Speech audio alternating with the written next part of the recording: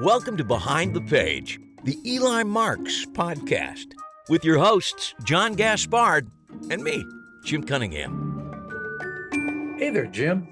Hey, Jono, how are you? I'm good. Welcome to episode 208. I've stopped trying. It's chapter 8. It's chapter 8. That's what it is. Sure. Yeah, chapter 8 of the bullet catch. It seems cruel to make you do this every single episode, but as long as you're doing it, which is everything, really. As long as you do everything, I'll continue to show up. I don't mind showing up. I just don't want any responsibilities whatsoever. Is that fine? It is absolutely fine. It's absolutely fine. Well, this is going to be the guy who stirs the tanks on Apollo 13. I don't want to be Jim Lovell. I don't want to be the guy who's got to make decisions. I want to be the guy who says, when asked, what did you do? Nothing. I just stirred the tanks. That's me. I'm that guy. I want very little responsibility, and so far you have respected that. That's exactly right. Exactly right. Well, we have a really interesting episode today. It concerns the TV show Penn Teller Fool Us. A surprising number of our guests this season and last season have appeared on Penn Teller Fool Us. Our friends David Parr and Suzanne, to name just two. Winners both. Yes, winners both. Carissa Hendricks. Morgan and West, I think a couple times. David Regal, Joshua J. All incredible performers. What I find most fascinating about our guest today is that he is a world-class magician who is hired to work with the magicians and I wouldn't say coach them to fool Penn and Teller, but essentially coach them to fool Penn and Teller. It's a different kind of magic consultant. Last two episodes, we've talked to magic consultants, Jonathan Levitt and John Armstrong. If you haven't already, go to our YouTube page. We have a bonus video of John Armstrong from last episode talking about his experience on Fool Us. And everybody seems to have a great experience. I think even David Regal was quoted as saying it's the best experience he's ever had doing magic on TV. Obviously, the goal is to fool Penn and Teller if you're just watching the show from the outside. But as many of the magicians, and as our guest today is going to point out, yes, the plastic trophy is a wonderful thing, but that's really not the goal for most magicians. I'd love to fool Penn and Teller, but better than that, I'd love to be on this show and get something I can use to promote what I do in the real world. And boy, our magicians getting that opportunity to walk away with sterling pieces of performance video on a nationally renowned television show with two of the greatest magicians living and working today. Yeah, it's terrific for them. And one of the reasons they're so successful on camera is that Mike Close works with them to make sure that what they're going to do is going to work on camera. Not only is Mike Close a world-class magician in his own right, but he has an encyclopedic knowledge of magic and can really help a magician who comes on that show refine what they're doing and give them the best chance to actually fool Penn and Teller. And he fits really nicely in our, not only in the sense of what's a magic consultant, but also the idea of building a better magician, which is another sub-theme this year. Just incidentally, for podcast fans out there, Mike has his own podcast. It's called Conversations with Close, and he has fantastic interviews with some of the top magicians in the industry. It might be a little inside baseball for people not into magic, but if you're into magic, I definitely recommend listening to Conversations with Close. But for our conversation in our podcast, we opened with the key question we've been looking at all season. So what we want to talk about with you is something magicians probably don't think about as much as they should, which is how does magic change when you put it in front of a camera? The best example we have of that today of magic looking really good on camera is Fool Us, and I'm sure that is by design. That just didn't happen. So let's just start kind of at the beginning with your story. How did you get involved with Fool Us? Well, I had known Penn and Teller since the mid 80s, I'm sure. I knew Johnny Thompson since 1976, so we were old friends. And at the time, I moved to Las Vegas in 1998. And once I got there and was there for a little while, Johnny suggested to Penn and Teller that I come on board as one of the consultants or whatever you want to call it, brain trust designing new tricks for Penn and Teller. So, we would meet regularly. Sometimes we would meet and talk about things that they had to do for a commercial or something like that, or some other presentation. Other times it was just brainstorming in their office about new effects. And then a lot of it was R&D, just working things out that they had planned for the show. So I was there when the cell phone and the fish was developed. As a matter of fact, I was the one who suggested using a close-up method on stage to accomplish that trick. I worked on TSA. I worked on the vanishing pygmy elephant, although that took so long to come to fruition that I no longer lived in Las Vegas by the time they put that in the show. I had moved away. I'm in Canada now. Anyway, so we had this very, very good working relationship, and Johnny and I had a very good working relationship, simply because we had the same aesthetic approach to magic. We knew what we wanted magic to look like. For me, I got that strongly from the fellow who was my mentor, a guy named Harry Reiser, who lived in Indianapolis. But Harry, who was just a few years older than Johnny, was also Johnny's mentor when they were both in Chicago. And all of Harry's stuff goes back to Charlie Miller and Di Vernon. So Johnny and I looked at problems the same way. We looked at things the same way. So there weren't a lot of times when he and I sort of butted heads in terms of making a decision about something. So that was great. So the first season of Fool Us was shot in England. I don't quite remember the year. It might have been 2011 or something like that. I don't know. But I was not involved in that. They used Johnny as the magic consultant and a fellow named Paul Stone, who is from the UK and was able to enlist the participation of some English magicians to be on the show. And then the show was canceled on the network there in England, but the CW ran reruns of it, showed it, and it got good ratings. So they ordered more episodes, and those were done in Vegas. Season 2 was the first one shot in Vegas with Jonathan Ross as the host.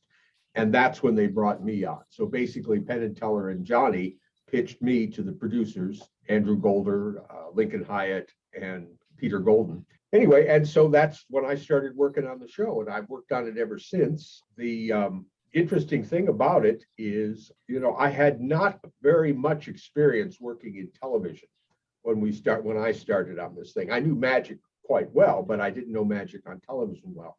And so this has been a really great learning process for me in terms of figuring out what makes something work on television, especially something like Fool Us. Magic is pretty easy to make work on TV if you don't particularly play fair. But Fool Us, I think one of the things that's so appealing about Fool Us is that the audience at home knows that we're playing fair, because part of the game is that this performer is trying to fool Penn and Teller. So we won't be cutting away from, we never edit for deception. We may edit for time and to compress time a little bit, but we don't edit for deception. And I think that's one of the things that makes the show so appealing.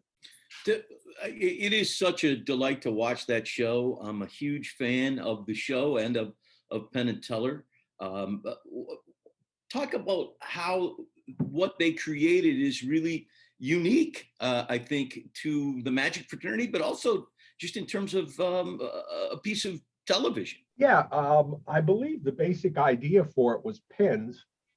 And what has always been interesting about working with Penn is because Penn's background is not from magic. Penn's background is from juggling. So when Penn comes up with an idea for something, it is for the most part driven by an intellectual concept rather than, hey, let's do a version of this trick, the way a lot of magicians think about these things. Because of that, most of the time when Penn comes up with something, I can't go running back to Tarbell to figure out a method for doing it because nobody's done it. And that's the case with this show. Now, to be honest with you, I didn't watch the first season of Fool Us when it aired, and I really wasn't interested in it because I didn't like the title. Because, I'm somebody who has spent most of his life out performing in front of people. And the fact that you are going to fool people is the thing that divides you as the performer from the audience. It separates us. It is not a shared experience. It can be, but you always have this thing hanging in the background of well, this guy's going to trick me. This guy's going to fool me. So to put that emphasis on that aspect of magic, I wasn't too crazy about. But what I found out was that if you want to pitch a television show to a TV network and you walk in the door and say, hey, I got this great magic variety show that I want to do for you. No, we don't want a magic show. Oh, but wait. It's interesting because the magicians come on and they try to fool Penn and Teller. Oh, it's a contest. Oh, well, we understand contests. Yeah, and then Penn will talk about the act and sort of talk about how the guy did it. Oh, the masked magician. We understand the masked magician. Okay, fine, we'll buy your series. But of course, none of that's actually true the way it all works out. I mean, we try very, very hard not to, we dropped hints with this coded language that we use. And I can tell you a little bit more about that if you're interested. But the way the show has worked out, and the thing that magicians need to understand is it is such a boost to their brand to be on the show that it really doesn't make any difference if they fool Penn and Teller. The idea is to come on and do a great job for the audience at home. And if you end up with a piece of plastic, well, that's delightful. But if you don't, you don't. And you never know what's going to fool Penn and Teller and what isn't. There's all kinds of things that go on there. So, we try very hard. People who've done a lot of television, people like David Regal, says it was the best television experience he's ever had. It's a group of people, and all we're concerned about is making the performer look as great as they could possibly look.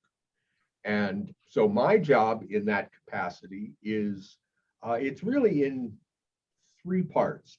The first part is when acts submit their videos to the producers, Andrew and Lincoln look at those videos first, find ones that they are interested in, and then they send those links to me, and I do an analysis of the magic. So what am I looking for? I'm looking for several things. Is the effect different? Is this something we've seen before? Am I fooled by what they do? Now, that doesn't happen a lot, but I'm happy to say that every season there's 5 or 6 guys who do something on the show that the first time I watch it, I go, oh, I'm not exactly sure what's going on here. And that's a great thing. That's a really great thing for me. It makes me feel wonderful after this many years of being interested in magic to be able to get fooled every now and then. It's a great, great feeling. So when they submit their audition, they don't tell you how they're doing it. At that moment, they do not. Okay. But if we express an interest in the trick, we may ask for further clarification about the method. There's sometimes I see something and I go, this is just too clean. This is either using a stooge or an instant stooge or something's going on, a pre-show thing. And then we need clarification. And sometimes I'm wrong. And so I go, oh, good. Well, this is something brand new. But then we will discuss method, obviously. And the one thing about discussing method is it's like a non-disclosure agreement. Everybody who works on the show knows that these guys' secrets are important to them. Nobody talks about anything. I don't talk about anything.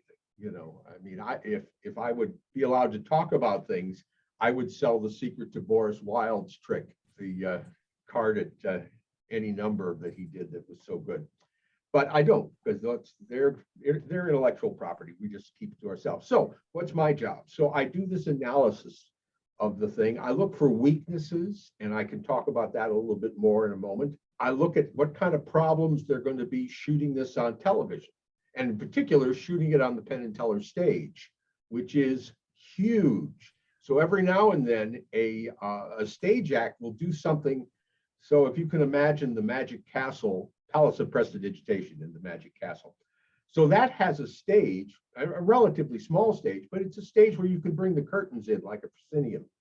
And sometimes guys will send stuff where they need to be ditching things or handing things off to assistants. Well, that doesn't work on our stage. You can't get anything on or off stage particularly easily. So that's something I'm looking for. If the trick is particularly angly, and a lot of people are used to doing Zoom stuff now, so it looks great from this camera, but not so good from the way we shoot, which is 9 cameras all over the place. So I'm looking at things like that. I'm looking at technical things. Are the best techniques being used? If it's the best technique, is the guy performing it the best way, guy or gal performing it as well as possible? So I'm doing all these things. things. I'm really fixing the magic if I can. And that's the first thing. So then I send my notes about that, which incidentally also include suggestions for the bust. So you may think that that information happens live, but I've already thought about it for 3 or 4 months, writing notes of how we can code this thing, to the people, You make Penn look very clever. Yeah, I mean, we spend a lot of time thinking about those things and the reason for that is, and this has purely happened over time, there isn't time to think about that stuff under the pressure of the cameras rolling. I mean, a lot of people don't know is the interview with Allison can sometimes run between 5 and 10 minutes live.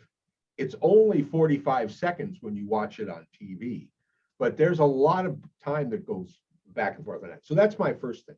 My second function is, as acts are being hired, I will get on them with them on Zoom and trying to get everybody as polished up as they can possibly be.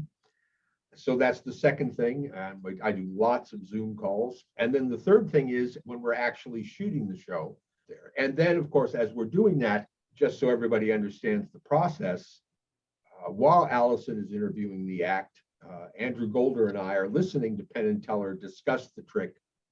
We say nothing. We say nothing until they have reached a conclusion about how they think things work. Now, that's really the moment when the judging happens. So a lot of magicians think the judging happens in the discussion between Penn and the act. It doesn't. Whether or not this guy has fooled Penn and Teller is decided before even Penn opens his mouth to talk to him.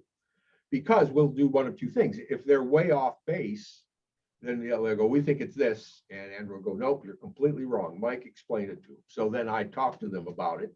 And now we adjust the language because we want to figure out a nice dramatic way to get to that thing. And a good way to do that is for Penn to ask a question that will get a no response. And then, then we're off to the races. One of the things that has happened is that we tend nowadays to use less and less of the coded language simply because so many acts that are on the show now, English is their second language. So how are you going to use puns and wordplay for people who don't speak English well? So we have alternative ways. That's of no big interest to anybody else, but there are ways that we solve this problem. The bottom line to that particular part of the discussion is, it is, I believe, now the most fair procedure that we can possibly have, because I've got the performers' backs. If Penn and Teller are actually fooled, then a trophy will come down. If Penn and Teller actually aren't fooled, then there won't be a trophy. But it's really a just, sort of what I want to call it, a righteous decision when it happens now. So that's basically the three roles that I play on the show. So just to get a little inside baseball here on it. So there are times when Penn will say to the contestant, we think you're using a double back card. And the contestant will say, no, I'm not. And then they'll go, okay, you fooled us. But at that point, he kind of already knows, right? He absolutely knows. Yeah, that's what I figured. Well, now see, it depends on what season you're talking about, because okay, these are sort of changes that have come about, well, I guess in the years since Johnny Thompson died. But for me, that part of the show gave me heartburn because, and in particular, when there hadn't been a clear strategy worked out. And again, this is what I'm talking about with something that Penn came up with. I can't go to Tarbell and find the best way to adjudicate a magic game show without giving things away. You show me what volume that's in. I can't even do it on the radio, less television. Anyway, so this has evolved. There was simply too much fog of war going on when this hadn't been worked out enough. And that's why every now and then in the early seasons, you might say to me, how did such and such manage to fool Penn and Teller? And I would say, well, there's a story behind that. I can't tell you that story, but there's a story behind that. But those type of things happen never. No, it just doesn't happen. Can you talk about what happened with Andy Gladwin? Because he was just on a different podcast talking about being called back to reshoot. Is that something you're allowed to talk about? Yeah, I think so. And we have done this with other acts. And basically, the whole thing about it was Andy's trick. It's a really complicated trick. I mean, it's as you would suspect when you look at something like that, there's things going on. And so, as Penn and Teller were talking about it and came to a conclusion about it, I said, well, I don't think you've got it. And they go, well, yeah, it's this and this. But I couldn't explain it well enough to them to understand, that they did. So they busted him and, he walked off. But then we talked about it a little bit more.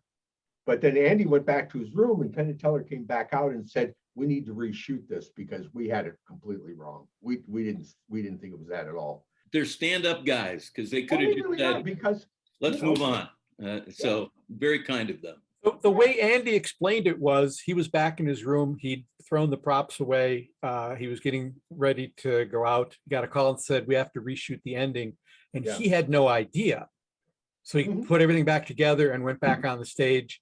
And, they reshot the ending. And all of a sudden he had a new answer, which was, you fooled us. Yeah. And I think they probably just wanted to get the most surprise out of him they could. Oh, absolutely. That's exactly why we did it that way. Yeah. But it does go to show it's a completely honest process. If anyone questions it, it's like, well, obviously it's honest, because why would you go to the trouble of calling back? Right, exactly. And it's the game part of it, which is interesting to people and what have you. And it to some extent tends to limit the people that we can get on the show. There's some magicians who can't wrap their head around the fact that whether or not you fool them is not the point of being on the show. So they would prefer not to. I understand that. It's fine. But our goal in the show is not only to showcase the magicians in the finest way that they can. I mean, I think we shoot magic better than anybody shoots magic right now. When you work with an act, Joe Blow has been chosen to come on Penn and Teller because of something he has sent in. You look at it. Do you coach this person up? Do you look at their method and say, no, they're going to absolutely tumble to that method. But if you did this, this, and this, you'll get the same effect, and they may not get that.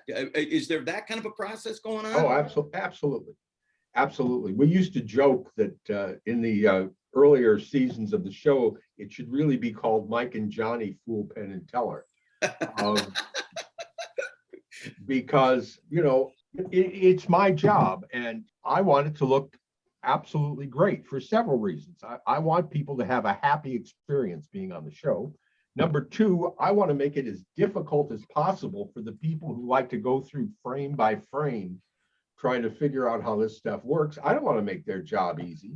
So I'm going to use every bit of deviousness that I have in my old body to try to work things out so they're really seamless.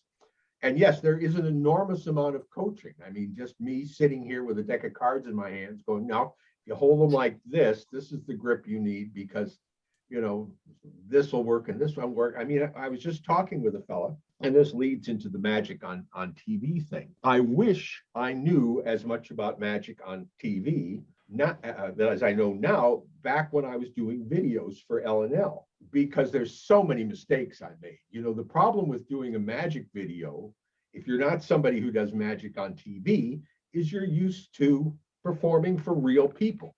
And the thing is that the human eye is so much more sensitive to being able to focus in on things than a camera is.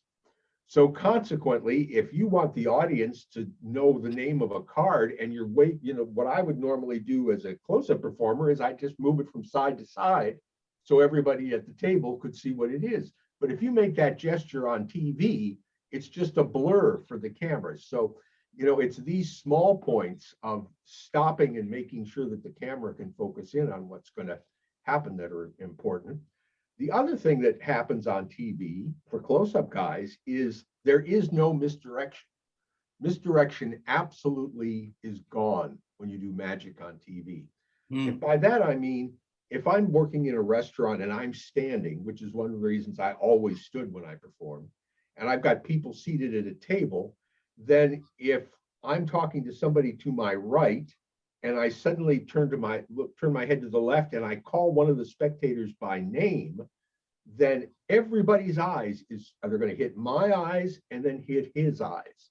And when that happens, I have a shadow zone where I could do something, get a break or palm a card or whatever it is. But that gives me a shadow zone to work in because of the way people's eyes work. It does not happen on television. Once you draw the rectangle around the action, every bit of information in the frame is of equal importance. And so there's some things you simply can't misdirect against. And sometimes this requires a lot of ingenuity. One of the acts, his trick required a move that you actually cannot get away with on television. You can do it easily live, but it just flashes like crazy. And I figured out a way to do it on television. So, I mean, it was a real interesting, and he ended up fooling Penn and Teller with. And one of the great things for me was, as I was listening to them talk, when they went back to their chairs, one of the first thing Teller said was, well, he couldn't be doing, and it was the name of the move that the guy actually did. And they just didn't see it. They just didn't see it.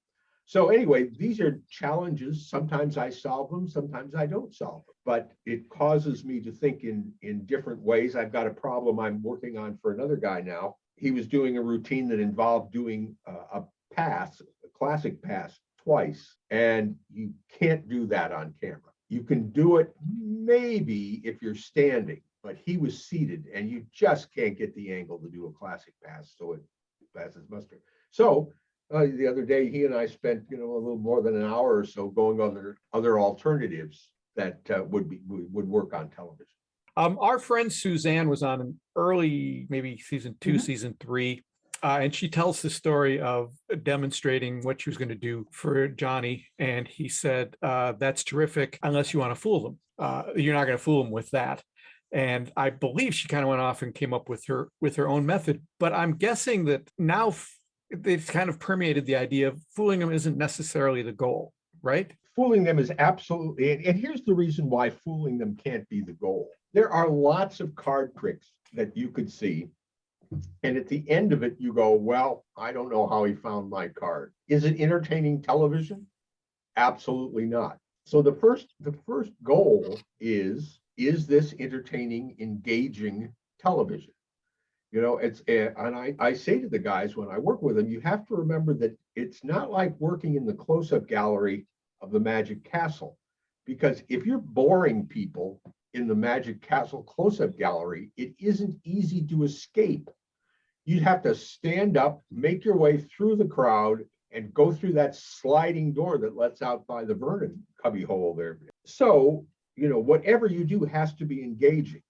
And there are times, of course, when guys come up with stuff that is entertaining, it is engaging, just like Andy Gladwin's trick, where the method is also new and different and really interesting. So, we'd like people to fool them, if they can. And if I can figure out a way to make it more seamless, I will certainly help the contestant do that. I want them to succeed. I mean, it's true, I've never been given any of the 12 trophies that I deserve by now, but that's okay. I'm not bitter. I'm not a bitter old man up here in Canada. Are there other misconceptions that magicians have about the show that they learn quickly aren't what they thought? Well, I don't know. I think the judging was one of the big misconceptions. And certainly, I understand why this would come about because of the fog of war thing I mentioned earlier, where mistakes were made, where I think things went in a way that it shouldn't have gone. But we all learn. I mean, this is a complete learning process. The whole process is, and it just gets smoother, a little more efficient, I think, every time we do it. The hard part is just getting the performers, finding the performers. I mean, we've worked with over 600 people now. I mean, each season they book 62 acts, only 52 will air. And we do that just in case somebody, has a disastrous problem and it can't work. Sometimes the problem is the magician. Sometimes the problem is outside of the magician's control. They like to have one card routine per show, but, so that means the card guys are sort of fighting against each other to see who makes air, whoever has the best performance. You understand how that? Yeah. But so I don't think there's any other big misconceptions about the thing. Can you talk a little bit about what you think the show Fool Us has done for magic in general, or the magic fraternity? Well, I believe number one, it has been a very positive in terms of the audience perhaps appreciating more than they did before the work that people put into these, that it is magic isn't just running down to the magic shop and buying a trick. There's a lot more to it than that. And I think this comes across. Penn is, effusive with his praise for the people who come on the show. And they've gotten even more so since, I guess, a couple of seasons ago, Penn tried to fool Teller and Teller tried to fool Penn. And they discovered how nerve-wracking it is to be performing up on stage for each other. It's different when they're just doing their act, but when they're trying to fool each other, it was a whole other dynamic. And so, they really understand what the performers, their headspace and how it's going there. I like how beautifully we shoot the show. Our lighting designer, Matt, is fantastic. Our director, Dennis Rosenblatt, is a genius with some of these things. And like I say, we have 9 cameras. So, we're always looking to get, where's the good shot? That's the other thing I watch, but when they do the camera rehearsal before we tape the show, is just to see if there's a camera that's catching something that is bad. Now, it doesn't mean you have to move that camera. The director just has to know he can't use that shot. So I think, I think that's really good. It doesn't make magicians look tacky. It doesn't make magicians look stupid. And of course, this is the thing, you watch TV, I guarantee if there's a magician character, he's not probably going to be the hero. He's going to be like Joe Bluth, asking, well, where did the lighter fluid come from? So. Well, let me ask you this. Can you think of movies or TV shows, whether it's dramatic or reality TV or movies, where you think they got the world of magicians right and where they really got it wrong? Well, I can't really think of any movie that actually got it right. Magic, for the most part, I'm also a musician. I'm a musician by training. And most of our lives as musicians and magicians is practice. And that doesn't really make for, a wonderful television show. I've seen very few movies about musicians that I thought were any good. There's always this dramatic license that they take in terms of what is actually possible that someone could do. And that's the thing that bothers me most, is how unrealistic some of the effects are that happen in the movies. So no, I worked with Guillermo del Toro on Nightmare Alley that was shot here in Toronto. And there was quite a bit of magic in the original script for that, but things got changed over time. And then Bradley Cooper and Guillermo sort of reimagined the character of Stanton Carlisle different than it was originally going to be. It was originally going to be that Stanton had a far deeper interest in magic that he had gotten when he was a kid. And that sort of fell away. But anyway, that would have been the things that I designed were to look good on camera and performable.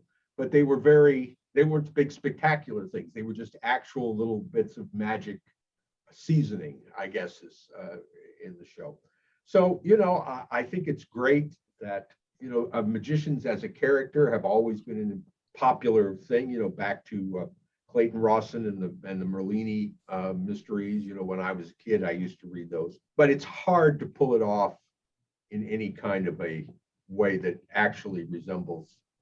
And I think that's any profession's going to tell you that. I'm just guessing that the hospital shows I watch don't really represent life in a hospital or a law firm or, a police state. That everything gets changed for, dramatic purposes. So it's fun to watch. I'm just wondering if there's any industry that ever looks at a dramatic TV show or a movie about their business and thinks that they've got it nailed. I'm reminded of one of my favorite quotes from the Blake Edwards movie SOB, when a cop is talking to one of the characters who's in the film industry and says, tell Mr. Farmer, which is the producer, tell him if he ever does a movie about cops, I got enough stories to fill a steamer trunk. And none of that Serpico crap, the real cops, which is for a joke in the 70s is a pretty good joke. You're absolutely right, though, because I have many and varied interests, as you well know. Yes. One of them is cowboys. And so I'm a big fan of the television show Yellowstone. But I was just on Facebook the other day and stumbled on a thread by an actual rancher who is a friend of mine. And he posed this question: do any of the other ranchers out there think that Yellowstone is in any way realistic in terms of what we do? And then there were pages and pages and pages of people saying, I stopped watching it. It's crazy. Nobody, this is the most ridiculous. And yet, I enjoy every minute of it. So. Yeah, I think every profession has to deal with that. And that's okay. Yeah. One of the things I've loved hearing from Mr. Close was about how early in the process he begins working out the coded language that Penn is going to use when talking to the magician about his or her effect and what they know about it. When I first, as you would say, tumbled to that, I was, as a kind of an outsider in the magic world, I was able to get most of what he was saying. And it was just fascinating to me how little he had to say for them to go, yeah, you're right. You got it. I enjoy not only the fact that he is deeply involved in coding that language, but is also really helping magicians be successful in both facets of this. On the show, in terms of getting a piece of video that you can use that will make you look good and promote your work for other jobs, but also in trying to say, as Johnny Thompson said to our friend Suzanne, well, that's wonderful, unless you want to fool Penn and Teller. And that idea that, as he said in the interview, the first couple of seasons should have been called Johnny and Mike Fool Penn and Teller. Him being that involved, and rather than just letting the chips, come on the show, chips are going to fall where they may. Yeah. I really like the fact, and it's got to come down, I would think, from Penn and Teller and the producers. Hey, we want these people to look good. We have no interest, as some other game showy kind of finding somebody who simply should never have auditioned for this and making them look like an absolute idiot. We have no interest in that. We want these people to look good. We want the magic to be good. And then finally, yes, if they can fool them, great. So I love the fact that they are taking that much care of the performers who are coming on the show. I hope it runs forever, but that's just me. Me too. No, absolutely. It was great chatting with him, and I hope we have a chance to talk to him again in the future. His stories are great. His insights are great. And as a little treat for you listeners, he stuck around a little bit longer and chatted on some other magic-related topics. And it was really me who drove that. I'm the sort of, the minute somebody says, oh, I met insert famous person name here, my general response is, were they nice? Were they nice people? Was he a nice guy?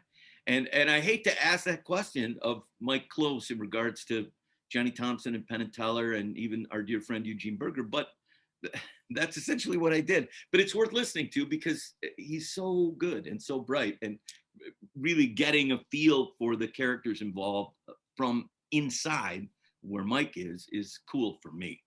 Yeah. So if you want to listen to that extended conversation, you can find it on our YouTube page. It's a little bonus video where he does talk about Johnny Thompson, Penn and Teller, Eugene Berger, and why Eugene wanted to sit down while performing restaurant magic, and why Mike prefers standing up. There's a very interesting reason why he does that.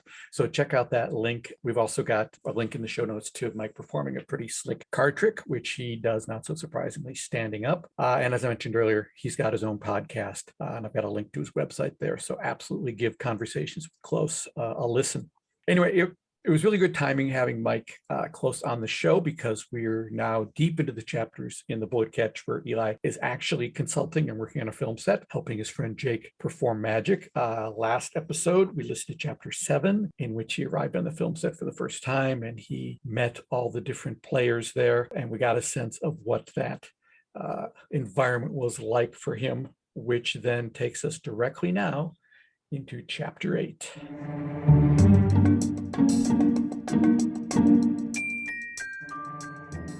The Bullet Catch, an Eli Marks mystery. Chapter 8.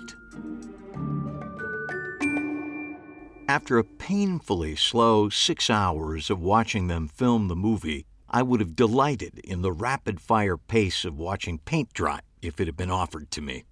I wasn't certain what my role on the set was, except to try to keep them from killing Jake, but if their weapon was boredom, they were well on their way to doing me in. I was in the throes of this lethargy when I glanced over to see that someone was sitting next to me in Jake's canvas chair, and it wasn't Jake. I recognized him as Arnold, one of the producers of the film who Lauren had pointed out to me earlier. He wore a loud and beautifully tailored Hawaiian print shirt, which may well have been custom-made by a genuine Hawaiian. He was a large man, balding, with wisps of graying hair fighting it out on the fringes of his skull. He was whispering into his cell phone with a hoarse, angry rasp that conveyed more anger than if he'd actually been shouting at the top of his lungs. "No, you're wrong, my friend," he hissed. "We're all about catering on this show, and if the quality of the pâté sinks below the baseline I established one more time, heads will roll. Do you hear me? Heads will roll."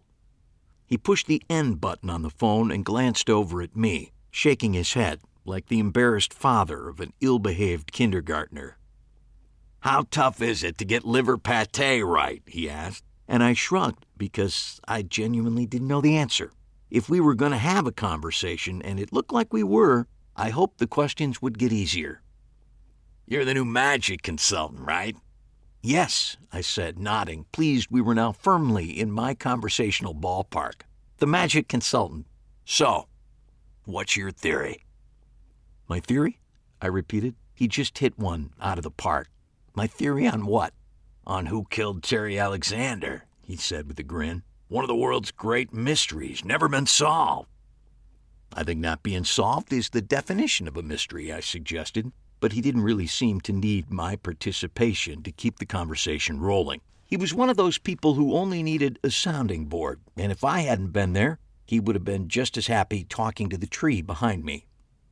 "That's the beauty of this movie," he continued. "A truly great, real-life murder mystery. Was it the ex-girlfriend, the manager, the current girlfriend, a wronged rival?"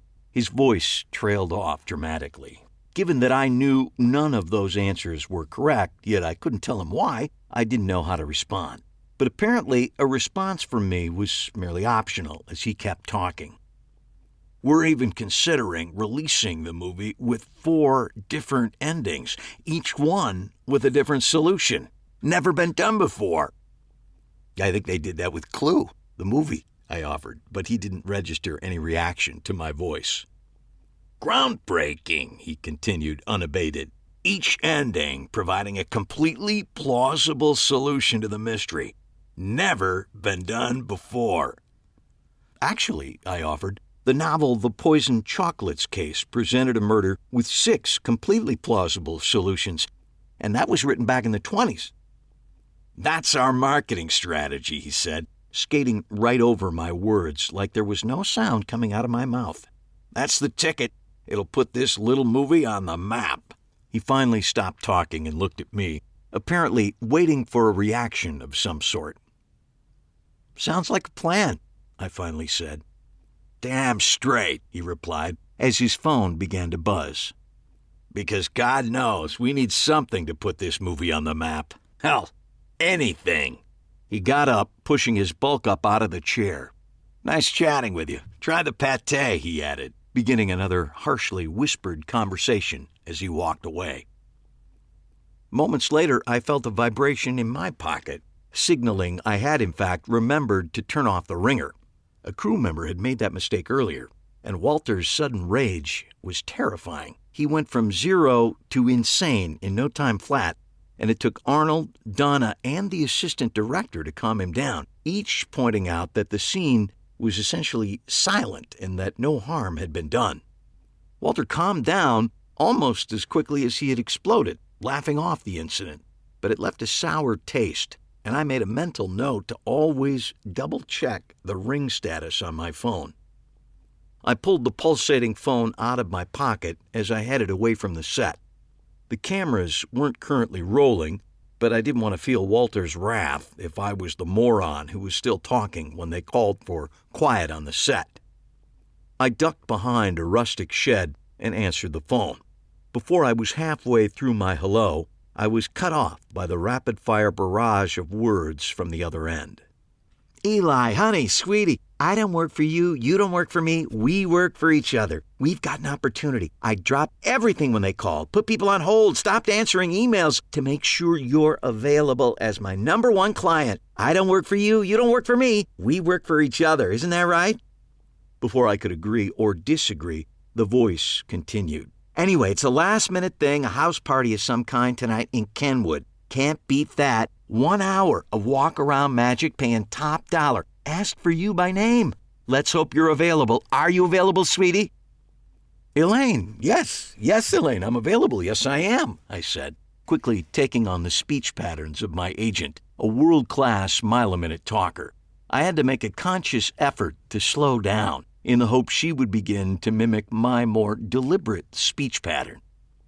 So, let me make sure I have this right. It's tonight in Kenwood, a house party, and they want some walk-around magic for an hour? Is that correct? Right on the money, honey. Before she could continue, I swiftly cut her off, talking as slowly as I could. That should be fine. Do you know what time they want me and the address? I drew out each word slowly. Yes, I do, she said, slowing to a more leisurely conversation pace. I could hear her shuffling papers around her desk. I've got all the information. I'll email it over. That would be fine, I said patiently, like I was trying to calm a hyperactive puppy. Are they paying me on the spot, or did they prepay with you? For someone who made her living off a percentage of what her clients made, Elaine was notoriously poor at tracking the actual flow of money. They said they'd pay you at the gig, she said, now sounding almost sleepy. I told them you'd get me the commission. I said you were good for it. I'm sending the information now, she added. True to her word, a ping in my ear signaled the arrival of an email.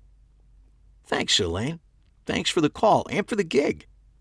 I don't work for you, you don't work for me. We work for each other, she said. Like shalom, it had become her greeting at the beginning and end of every conversation, its meaning entirely dependent on its placement. The sound of a click, and then no sound at all, told me the conversation had ended and that Elaine had moved on to her next call.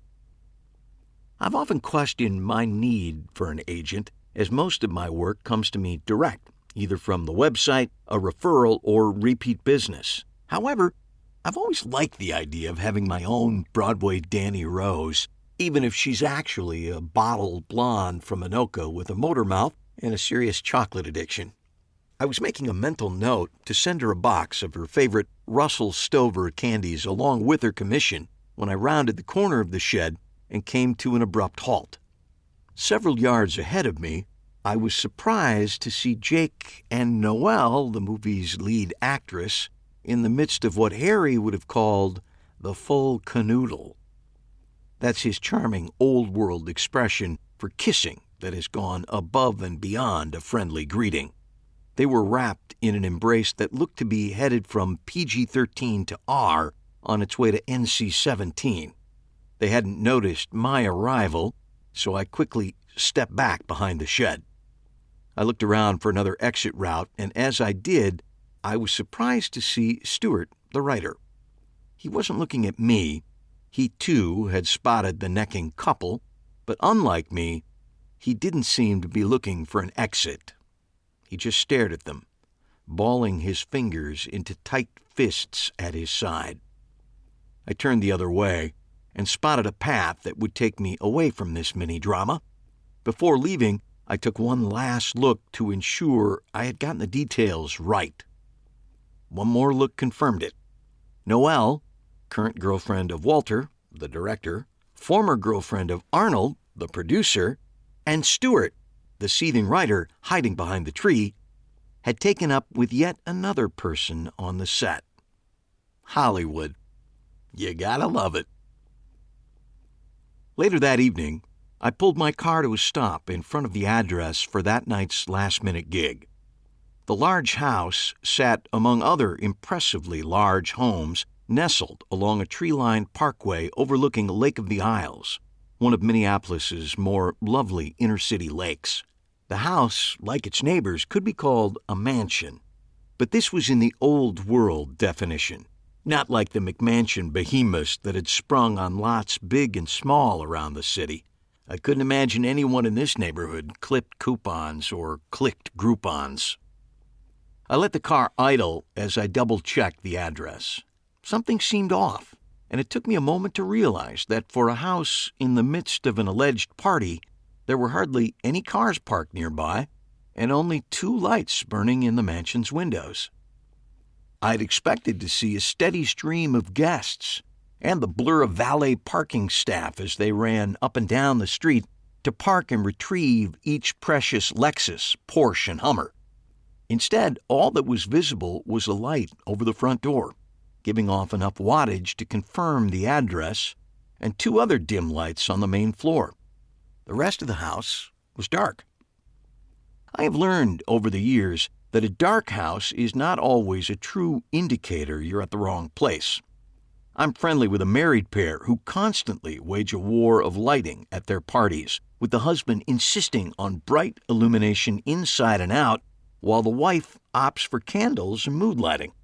Most times, she's the victor, and I've attended more than one party at their home where the lights were so dim, several guests hadn't bothered to come to the door, thinking they'd arrived on the wrong night.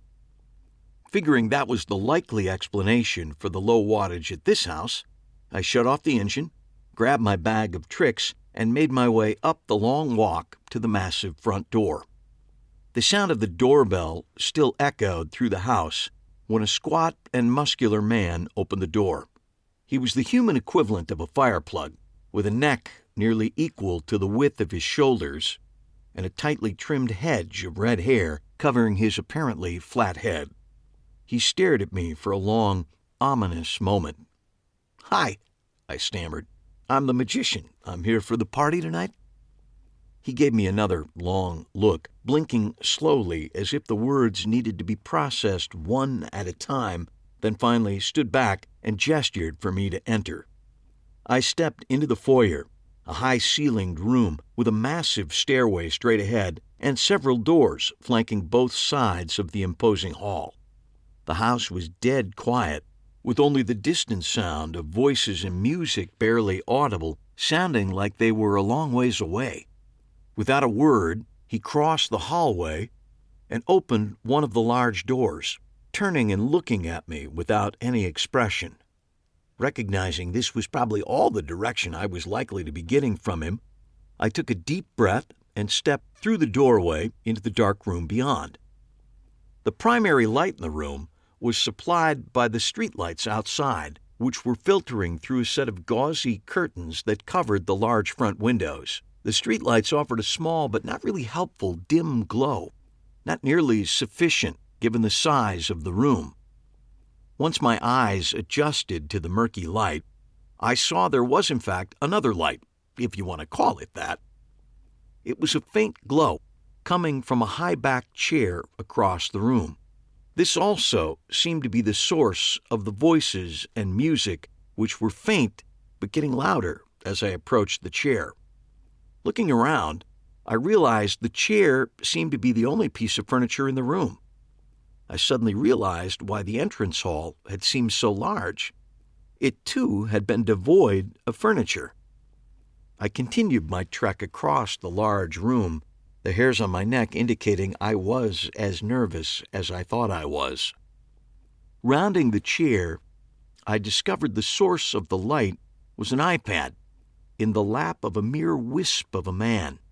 He was as pale as a ghost, with skin pulled so tight over his slim frame it looked nearly translucent. His small frame was dwarfed in the large chair, and in the subdued light it was hard to tell where he ended and the chair began. His thin hair was nearly as white as his skin and barely covered his small head. Earbuds hung precariously from his tiny ears as he smiled and nodded along with the images on the iPad. I couldn't identify the exact movie he was watching, but it was in black and white, and one of the actresses on screen looked to be Myrna Loy. Perhaps this seriously thin man was enjoying one of the Thin Man movies. Before I could consider this further, he looked up at me. His small, dark eyes, revealing a strength and energy the rest of his body could only aspire to. "Ah," he rasped, his voice a throaty growl, gesturing to a chair across from him, bringing to 2 the number of pieces of furniture in the room. 3, if you included the coffee table. "Mandrake has arrived. Welcome, sir, welcome. I trust Harpo made you feel sufficiently at home?" Sure," I said, moving as directed to the chair. "Harpo, yes he did." He touched the iPad screen, and the soundtrack abruptly ceased and set the tablet on the coffee table that sat between us. He watched me closely as I settled into the chair and placed my bag on the floor next to me. The glow from the iPad threw odd shadows on his already odd face. "I'm here for the, party," I said, looking around the large room to see if perhaps a party had materialized in the last 5 seconds. "Was it tonight you wanted me, or have I been misinformed?" "I came to Casablanca for the waters," he said with a sudden and surprising burst of energy, a smile forming on his thin lips, revealing pointed and yellowing teeth beneath. His voice shifted as if he were doing both sides of a conversation. "The waters? What waters? We're in the desert." Took me a moment to recognize the quote. "I was misinformed," I repeated, this time adding a poor Humphrey Bogart lisp to my reading. "Casablanca, a classic." "Ah, a movie fan. Excellent," he said, his smile growing into a large and grotesque grin. "I'm a fan of movies and movie fans and magicians." "Guilty as charged," I said, "on both counts." He stared at me for a long moment. I looked around the large, empty room and then back in his direction, unnerved to see his gaze continued to be focused on me. "So, where's the party?" "Excuse the, misdirection," he said, still grinning. "There is no party to speak of. I wanted to talk with you and thought paying for your time might be the most expeditious method of achieving that goal." "Talk to me," I parroted. "About what?" "About whom?" he corrected. "About our mutual friend, the late Mr. LaSalle." Took me a moment to make the connection in my mind. "Well, he wasn't really a friend," I began, but he waved a bony finger in my direction, and I shut up. At that moment, it felt like the right thing to do. "My reasoning is simple. I thought it prudent to speak to the person the police turned to so quickly after his untimely demise." He put a spin on the word untimely, which produced an actual chill up and down my spine. "My understanding is you were the first person they approached." "I'm sorry," I said, making my voice sound as polite as possible. "But who are you, actually?" He smiled, that spooky, toothy grin again. "For the purposes of this conversation, let's say I'm Mr. Lime. Mr. Harry Lime." He leaned forward, clearly testing me. My mind spun, trying to make the connection he seemed so sure I would get. "Harry Lime," I finally blurted out. "Orson Welles, the third man." "Exactly," he said. "Harry Lime. Cuckoo clocks." The words rolled off his tongue in a manner just this side of obscene. Another chill shot up my spine. "Okay, Mr. Lime," I said, keeping my voice steady and positive. "I don't mean to disappoint, but I really didn't know Dylan." "As it turns out," he said, leaning back into the chair, "neither did I. In fact, to such a degree I had begun to call him Francis. The reference was lost on me, but I pushed on, feeling a strong urge to put as much distance as I could between myself and the late Dylan LaSalle. No, you don't understand, I continued. I wasn't a friend of Dylan LaSalle. Of course, he said, nodding in agreement. I understand. As it turns out, not many people were friends with Francis. I would count myself in that number. But, be that as it may, we had our dealings, and now he's dead. And there are loose ends to be tied up. What sort of questions did the police put to you, if I may ask? He folded his long fingers together, placing them on his pointed chin while patiently waiting for my response. For my part, I was having trouble remembering just what questions Homicide Detective Fred Hutton had put to me. Nothing in particular, I finally said, feeling his dark eyes boring holes through me. I'd seen him at a high school reunion the night he was killed. They wanted to know who he had talked to, how had he seemed, that sort of thing. I see, the old man finally said, his voice now just a tad above a whisper. So tell me, who did he talk to? How did he seem? He paused for a moment, and then gave what he probably thought was a reassuring smile. It wasn't. Mostly he talked to the women at the reunion. He seemed upbeat, he drank a lot, and then he and his wife went home. That was the last I saw of him. That was the last most people saw of him, he said. I suppose so, I agreed. So, you and Francis weren't close? I shook my head. Not now, not ever. I hardly had anything to do with him in high school, and certainly nothing since then. I considered my answers so far, and then added, he seemed like a guy who was best avoided.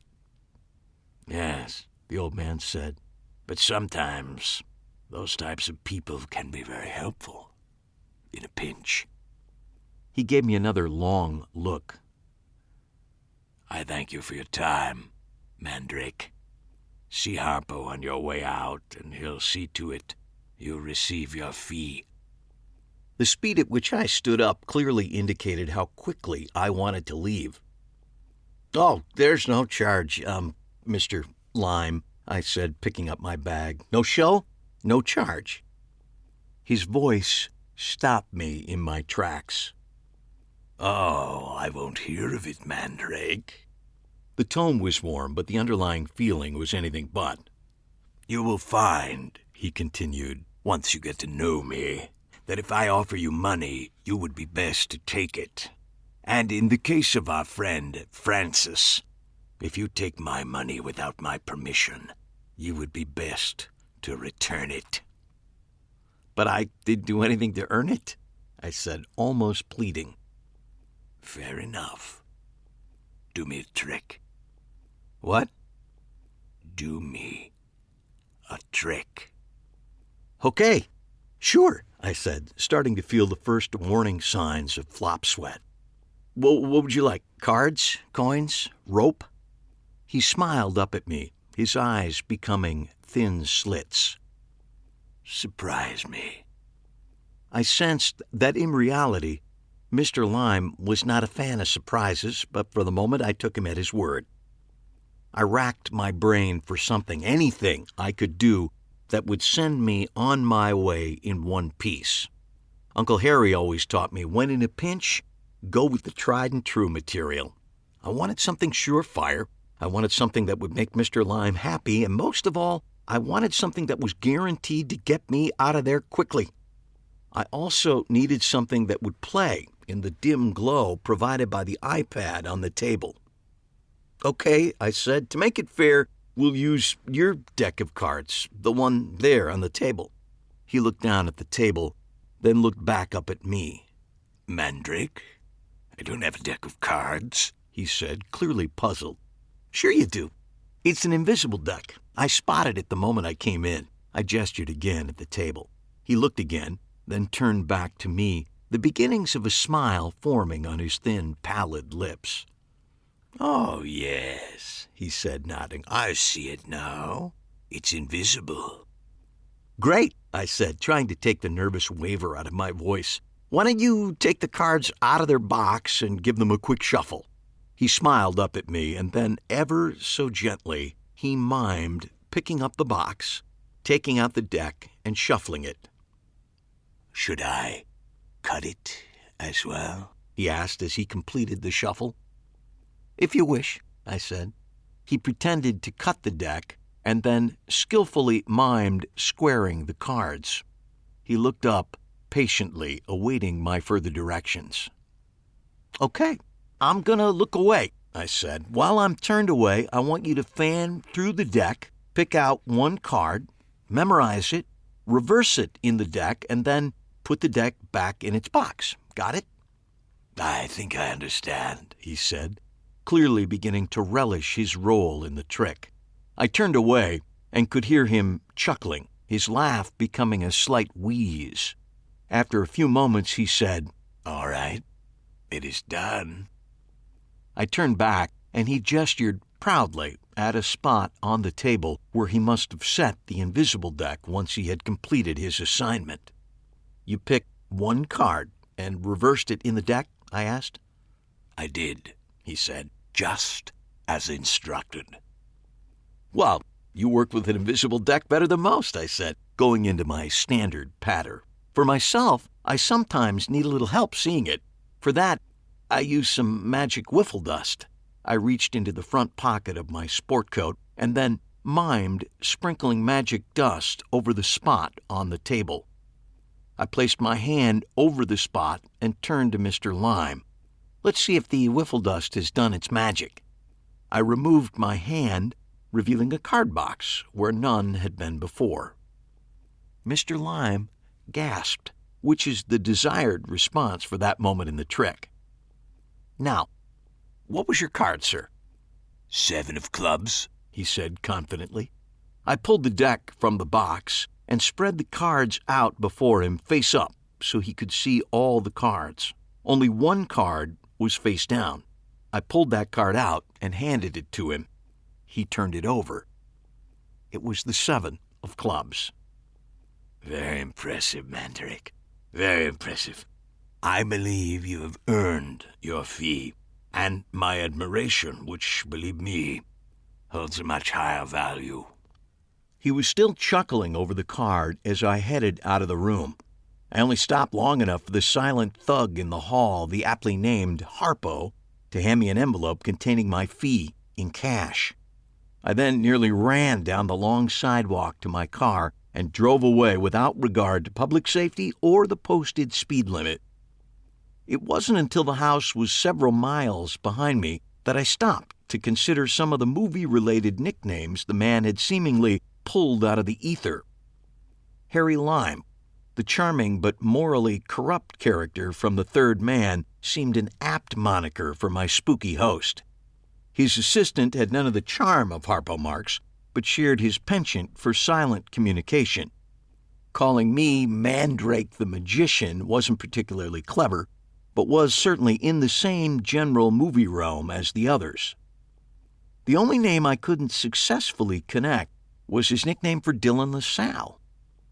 I was still thinking about the name Francis as I parked the car and headed up to my apartment, glad to have the evening's bizarre gig safely in the past.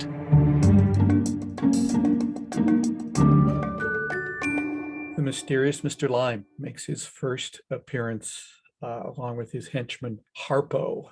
But I'll tell you what, of all the characters you have created, Mr. Lime was the toughest voice for me to do and sustain.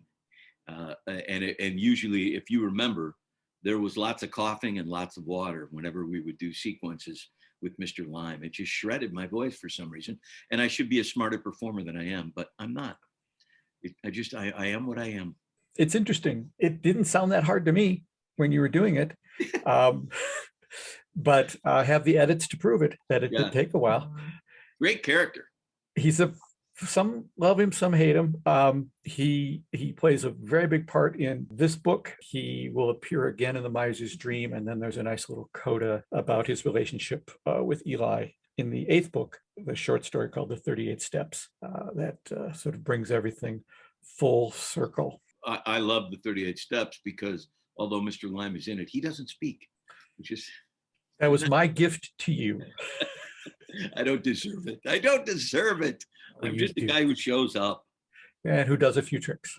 All right, well, we're going to do some more tricks in the next episode when we continue our Building a Better Magician theme by chatting with the man who we realized while speaking to him is really the reason that Eli Marks exists at all and that this podcast exists at all. There would be no Eli Marks without a man named Larry Kalo. Amen to that. Larry Kalo is the owner and proprietor of the nation's oldest continuous magic store, Eagle Magic. We both have spent time in that store, and I certainly spent a lot of time in the original downtown store since high school when I used to go in there for props for the movies I was shooting. Yeah, being in that magic store was flat out magical as a kid. I mean, there was so much to look at and so much to marvel over. And Larry was so good at demonstrating magic, if not for me, for anybody who came in, that it was, every time I went, it was like a show. So yeah. God bless Larry Kalo for all he has done for the magic community here in Minneapolis and how that's spilled out into the world. Yeah, absolutely. So next episode, we'll be chatting with Larry Kalo, and we've got a little video of Larry working some magic as a special bonus as well. So join us next episode, episode 209. Chapter 9. There you go. When we'll talk to Larry Kalo and continue on our bullet catch journey. Take care, everybody. Bye-bye. Hey, thanks for listening. Don't forget to subscribe. And if you got an extra second, give us a rating. That'll help people find us, and we'd appreciate it. This has been Behind the Page, the Eli Marks podcast, with your hosts, John Gaspard and Jim Cunningham. Produced by Alberts Bridge Books at Grass Lake Studios. Find this podcast and all the books in the Eli Marks series at elimarksmysteries.com. That's ELIMARKS Mysteries.com. And thanks for listening.